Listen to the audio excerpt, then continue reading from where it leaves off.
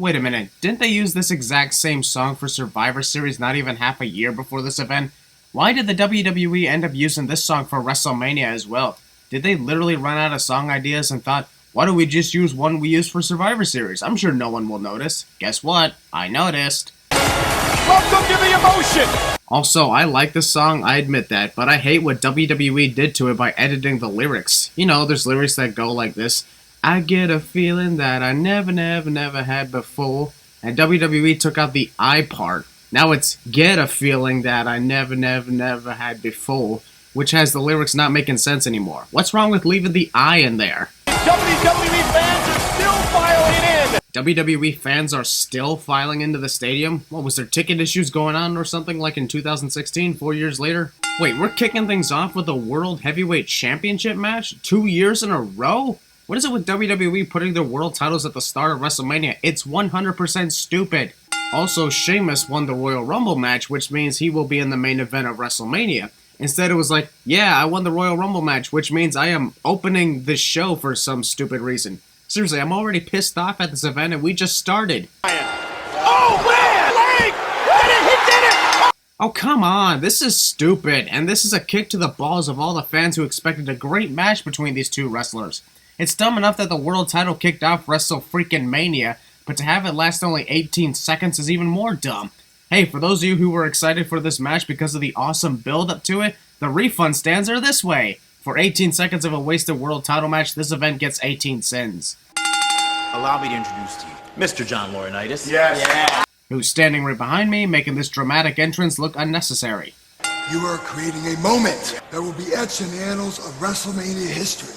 I'm a little embarrassed to say this, but I completely forgot about John Laurinaitis and his team winning their match on this night. They're still filing in to the Sun Life Stadium. Guarantee all those who are still filing into the stadium are going to be pissed off when the guy beside them says that Sheamus already beat Daniel Bryan in an 18-second waste of time. Kane's pyro was so intense you can barely hear it. Trends. Also, why is the ring more close to the stage rather than the center of the stadium? Is it just to prevent the ramp from being very long? Because long ramps at WrestleMania are actually awesome. Everybody who is anybody is watching WrestleMania right now. Jerry Lawler pretty much said that those who don't watch wrestling are a bunch of nobodies. Oh, trying to set Kane up perhaps for that bulldog. What? Randy wasn't setting up Kane for a bulldog. Michael, you've been commentating Randy Orton for years, and you should know by now that he goes for his vintage DDT off the ropes at that moment. Randy Orton looking for that bulldog. Holy shit, that's the second time Michael Cole fucked up. When has Randy ever gone for a bulldog when he clearly is going for his vintage DDT? Twice the fuck up, double the sin. In time, Kane was able to counter. Kane jumped forward for some dumb reason after being kicked in the leg. What the hell's going on here? WWE decides to show the promo between Cody Rhodes and The Big Show midway through Cody's entrance. WWE is a dick to Cody. In the tag team matches that he's won, he wasn't involved in the pinfall victory. Except for WrestleMania 26, where he pinned John Morrison to retain the tag team titles. Remember that, Michael? You were there. Oh yeah, and WrestleMania 27, when he pinned Heath Slater to win that 8-man tag match as well? That was the same night you faced Jerry Lawler. Round in WrestleMania. The Big Show thinks he's Rey Mysterio. The Big Show thinks he's Rikishi, somewhat. Either that or he just wants to crush Cody's head with his ass, I don't know. Do it. Cody Rhodes going for the disaster king again. And thus Cody's balls have been destroyed. Match involving a celebrity makes it obvious on who's going to win. Is on Beth. Camera issues. Well, you know, some are saying that jealousy from even Beth. What does Beth have to be jealous of? She is the freaking Divas champion. For the second match in a row, WWE decides to show the promo leading up to it midway through a wrestler's entrance. Stop that already.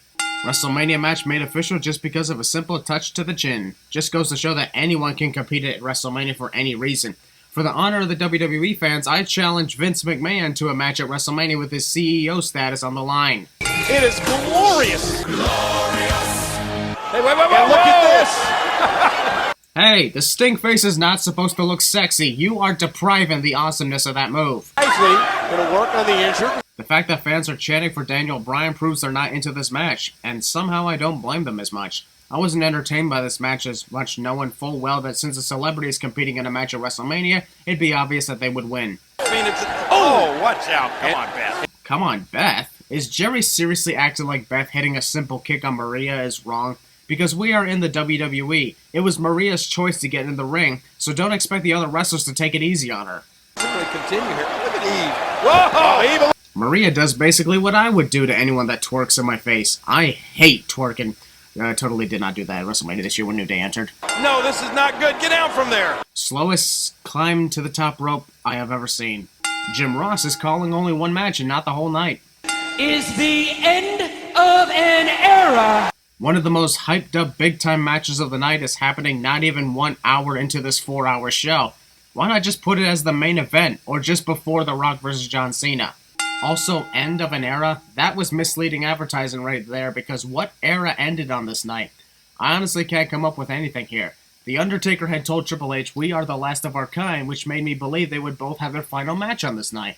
If the streak had ended on this night, yes, it would be the end of an era. If both wrestlers retired after this match, it would also be the end of an era. However, these two still compete to this day. What fucking era ended tonight? You can't call Hunter vs. Taker an era, as that's just a match. Pyro fail at WrestleMania for Shawn Michaels, especially on a big match like this. It is the end of an era. As of now, the only end of an era I can come up with here is the end of JR commentating at WrestleMania. That's the closest I can get to the end of an era here. This camera seriously needs to get checked for possible issues here. Can Triple H do what his best friend was unable to do? Well, you know the old saying, third time's the charm? I bet Hunter believes that is the case here. The cerebral assassin, Triple H. Yeah, we definitely needed that additional introduction from you, Michael. Am I in the right position here? I can't see shit. That's right, I got a mohawk, bitch. Also, why did Undertaker cut his long hair? I don't see the same Undertaker anymore. One whole goddamn minute of staring, and the cell hasn't even been lowered yet. I'll be honest, until the moment these two slowly looked up at the cell, I had completely forgotten that this was a Hell in a Cell match. The cell likely has the best entrance of the night here. I'll deduct 3 cents off for that epic entrance with the Memory Remains playing. Gotta love Metallica. The Undertaker started cutting his hair off until Triple H accepted this match. So in the storyline, they had Undertaker cutting his hair until Hunter accepted his challenge? When you think about it, that's hilarious as fuck. You better accept my challenge or else I will keep cutting my hair until I'm bald. If you continue to refuse, I will start shaving my pubes and start cutting my clothes. Yeah, you're definitely gonna accept now. Triple H was absolutely obsessed to have this match. That would be Undertaker that was obsessed to have this match. You mean The Undertaker was obsessed to have this matchup with Triple H? That's what I said, Cole. What? No, it wasn't. This is an end of an era. Do I seriously have to make a bonus round on the many times they say end of an era on commentary? Oh no, oh no. Oh, man! Right between the eyes. Goes Triple H's hand. Not the shoulder, but the spine. Wait a minute. Doesn't Hunter know that it was shit like this that caused Undertaker to get stretchered out in the first place the previous year? Hell, he even broke character to see if Undertaker was okay. So why is he doing the same, hitting him as hard as he could with a chair shtick that almost caused Undertaker to be out of shape forever? Cover him! But referees aren't supposed to tell someone to cover his opponent, thus taking sides. End it, or I will! Hunter says that about 5 to 6 more times in this match. Don't stop it. Don't stop it. Giggity. Literally 5 minutes of this match is Shawn deciding on whether or not he should ring the bell. I'm ringing the bell. Please let me ring the bell. If you're going to ring the bell, just do it already. No, oh my God. Whenever you see Hunter about to smash someone's skull with his sledgehammer, you know he'll be unsuccessful. Assaulting referees. What? Oh my God! Man, referees are taking quite the abuse on this night. Next to Shawn vs. Undertaker at WrestleMania 25, this was one of the most intense moments where we believed the streak was over. What an awesome performance here by all 3 of these wrestlers. After Undertaker kicked out of the Sweet Chin Music and Pedigree combo, Shawn decides to do a random twirl, for some reason.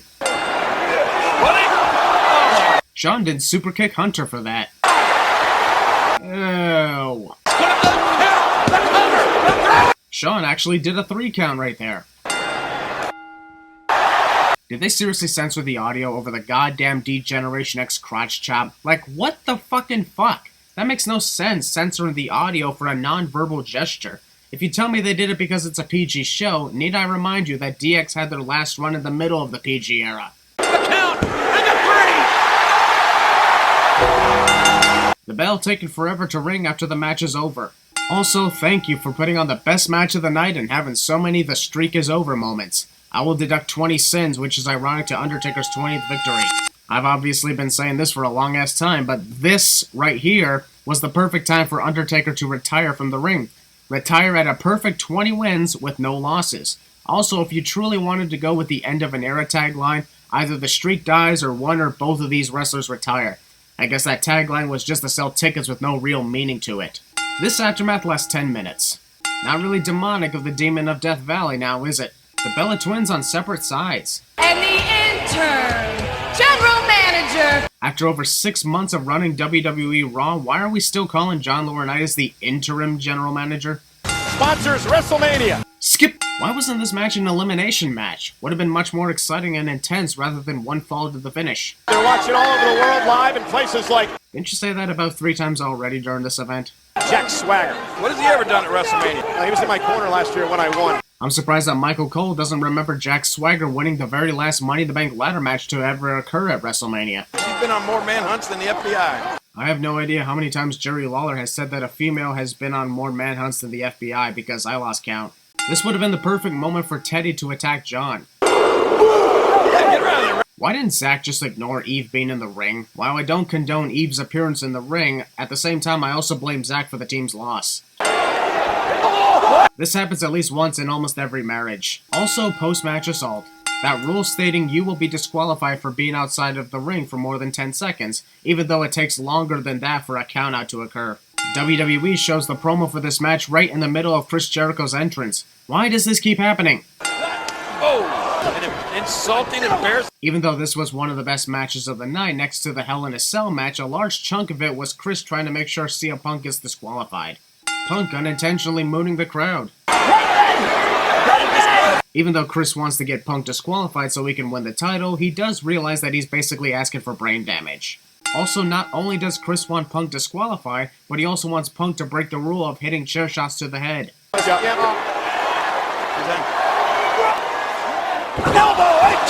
Maybe if you didn't waste too much time posing on the top rope, you would have hit that elbow drop. And Punk, Off-sync codebreaker.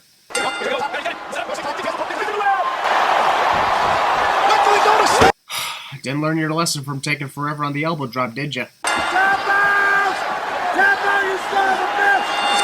WWE honestly has been showing this WrestleMania 29 ad too many times at this event. Seriously, just as we are hyped up for this literally 1 year long main event, we gotta sit through this? I mean, I don't have a problem with Brodus Clay, but we're 3 hours into this 4-hour show, and the last thing we need is an impromptu segment. You brought the Bridge Club? Okay, I'll tell everybody. You're gonna tell us what you believe we don't know? Sure, it's not like you said the whole thing into your microphone. Sorry, but skip! 1 whole year of build-up with 75% of that full year completely ignored in this match. Also, this is the second time WWE went through misleading advertising. As I had previously stated, this should have been the only time this match existed, especially if you use the tagline once in a lifetime, which obviously means it never happened before and will never happen again. WWE first lied about end of an era, and now they lied about once in a lifetime. Also, you guys are probably gonna hate me for saying this, but I personally agree with CM Punk about saying that those who don't work their ass off day in and day out every week in the ring should not be headlining WrestleMania. Rock gets to headline WrestleMania just because, which ain't cool. Literally 12 minutes of entrances for only 2 wrestlers, like seriously. Alright, Machine Gun Kelly and Flo Rida are here to perform some of their hits, but why is Sean Combs here? Just saying, he ain't here to perform, so why? Bad boys, recording artists. Can't get any slower than this intro, huh? To see one of the biggest egos get beat by one of the biggest underdogs. Honestly, if you just sang your song and shut the hell up with this stupid speech entirely, nobody would boo your ass more than they already were. we got people behind the scoreboard. Whatever. Once in a lifetime? I think so. Unless I lose and whine like a little bitch about it. Good feeling and wild ones. Well, that's no fair. Why does Flo Rida get to perform 2 songs whereas MGK only got to perform 1? It takes nearly 2 minutes for this match to start following ring introductions. Anxiety is starting to build up in me. I don't think Rock has missed a beat. Yeah, I'm sure the moves that The Rock had delivered to John Cena would be very amazing if we hadn't seen them do that like 5 months ago at Survivor Series. That just ruined the big build to WrestleMania for us to see if Rock could still perform. The greatest main event in WrestleMania history. The greatest main event in WrestleMania history, cliche. That never happened.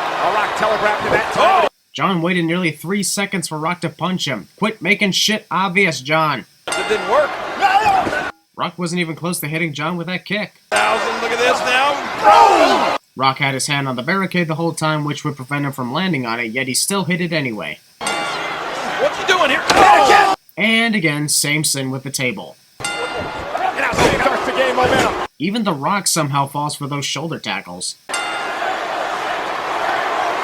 The WWE fans would be great at Cinema Sins 2 expansion by chanting same old shit.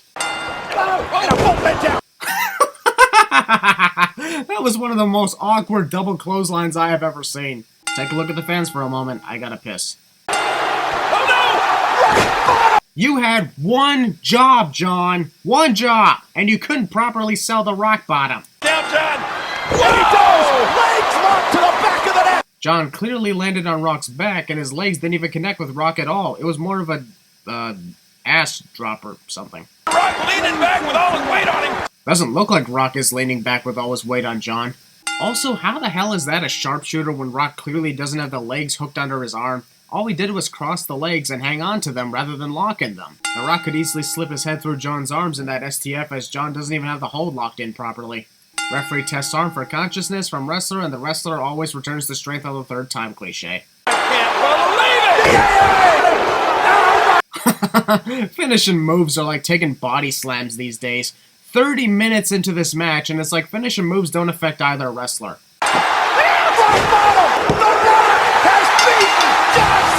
This single loss causes John Cena to whine and cry about his failures in 2012, not to mention him divorcing his wife, which he also blamed on The Rock for some stupid reason that I still can't think of. Also, there's a rematch next year, but I will go ahead and remove 15 Sins for putting on a great wrestling match between these two icons. They deserve the respect no matter what happens in the next WrestleMania. I think The Rock was... The Rock pretty much said in his head to the referee, "I won, give me a hug." Just kidding, get out of here.